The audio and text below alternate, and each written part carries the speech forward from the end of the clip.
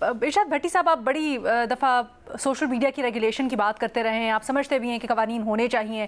اب جب حکومت یہ دعویٰ کر رہی ہے کہ سوشل میڈیا ریگولیشن کے لیے، آپ اس قانون کو کیسے دیکھ رہے ہیں؟ اور عدالت میں چلا گیا ہے تو کیا اس کو کالعدم قرار دے دینا چاہیے یا کچھ رکھنا چاہیے اس میں سے؟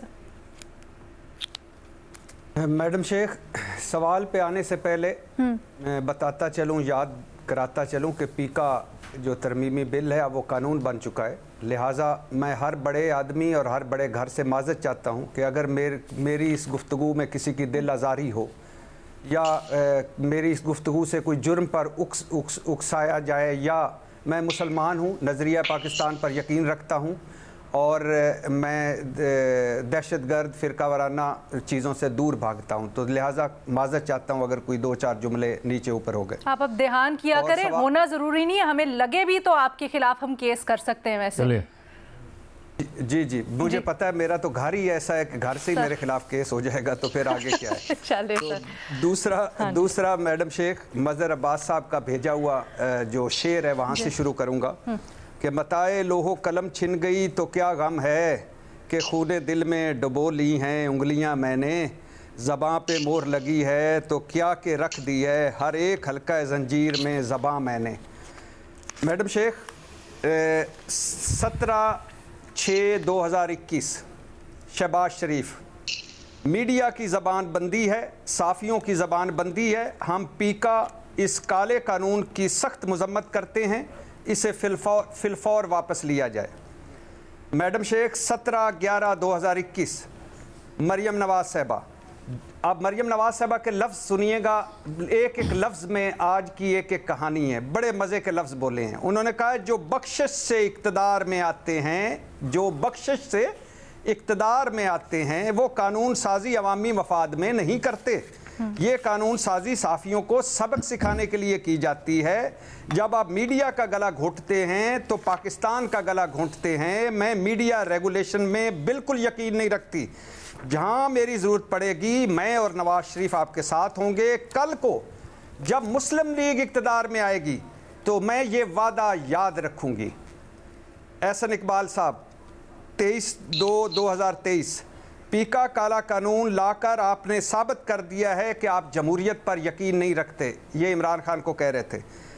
21/2/2022 مریم اورنگزیب، 22 کروڑ عوام کو ذہنی غلام بنانے کے لیے عمران خان یہ ڈریکولا قانون لے کر آیا ہے. ڈریکونین. اور مولانا صاحب کے ساتھ کھڑے مولانا صاحب کے ساتھ کھڑے جو بلاول بھٹو صاحب فرما رہے تھے یہ کس قسم کی آزادی ہے؟ جہاں نہ سیاست آزاد ہے نہ صحافت آزاد ہے، یہ کس قسم کی آزادی ہے؟ میڈیا پر کلبھوشن کا انٹرویو تو چل سکتا ہے مگر سابق صدر آصف زرداری، مولانا اور نواز شریف کا نہیں. عوام کے لیے مہنگائی کا سونامی ہے، ٹیکسوں کی سونامی، اور اس لیے ہے کیونکہ وزیر اعظم سلیکٹڈ ہے، نائل ہے، نالائق ہے اور کٹ پتلی ہے. بس نام بدل گئے ہیں. میڈم شیخ، میں میڈیا ریگولیشن کا بالکل کل بھی حامی تھا، آج بھی حامی ہوں، کل بھی حامی رہوں گا. لیکن وہ تب ہو سکتی ہے جب اب میڈیا والوں کے ساتھ بیٹھے، جب ان کے ساتھ بیٹھ کر آپ یہ سارا کچھ بنائیں اور کہیں کہ یہ ملک کے لیے بنانا ہے، قوم کے لیے بنانا ہے.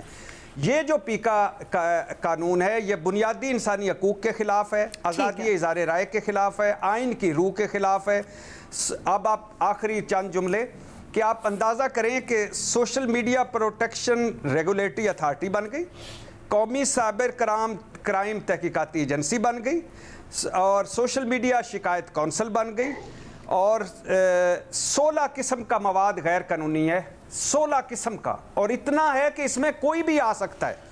ایسا اسلام مخالف مواد، ملکی سلامتی کے خلاف مواد، غیر اخلاقی مواد، غیر شائستہ مواد، شہریوں کو قانون توڑنے پر آمادہ کرنے والا مواد، تشدد کو ہوا دینے والا مواد، ہم حکومت یا حکومتی آفیشل کو دہشت زدہ کرنے والا مواد، اور شہریوں کی زندگی متاثر کرنے والا مواد. بالکل میڈم شیخ، اور سب سے بڑی بات کہ یہ سوشل میڈیا جو ہے اتھارٹی ہے، یہ سوشل میڈیا پلیٹ فارمز کی رجسٹریشن کرے گی، معیار جانچے گی، اور پھر اس کو بلاک کر سکتی ہے، منسوخ کر سکتی ہے رجسٹریشن، اور سوشل میڈیا پلیٹ فارمز ختم کر سکتی ہے. تو اب آپ مجھے بتائیے کانٹینٹ اس کے اوپر سے ہٹا سکتی ہے. ٹھیک ہے, ہاں ہٹا سکتی ہے, بلاک بھی کر سکتی ہے, ختم بھی کر سکتی ہے, اور اس کے علاوہ اس میں ہزاروں سے یعنی کوئی بھی ایسی خبر جس سے ڈر, گھبراہٹ یا خرابی پیدا. سر آپ بالکل صحیح کہہ رہے ہیں, حکومت کی اس کے اوپر جتنی بھی سرزنش کی جائے کم ہے, لیکن یہ بھی کہا جا رہا ہے کہ حکومت تو ایک اعلی کار ہے, حکومت کو تو بہت ساری چیزیں ہیں جس سے آگے جا کر اس کے گلے میں پڑے گی. حکومت کے پیچھے ایکچولی کوئی اور ہے جو یہ سارے ان سے کام کروا رہا ہے. اس کے اوپر آپ روشنی ڈالنا چاہیں گے تھوڑی سی؟ واہ واہ میڈم شیخ, پیکا قانون بنا ہے اس کے پہلے دن ہی آپ نے ٹارچ میرے ہاتھ میں پکڑا دی, اور کوئی نہیں بندہ آپ کو نظر آیا. سر میں تو چاہتی ہوں آپ آگے صفحے اول میں علمبردار ہوں.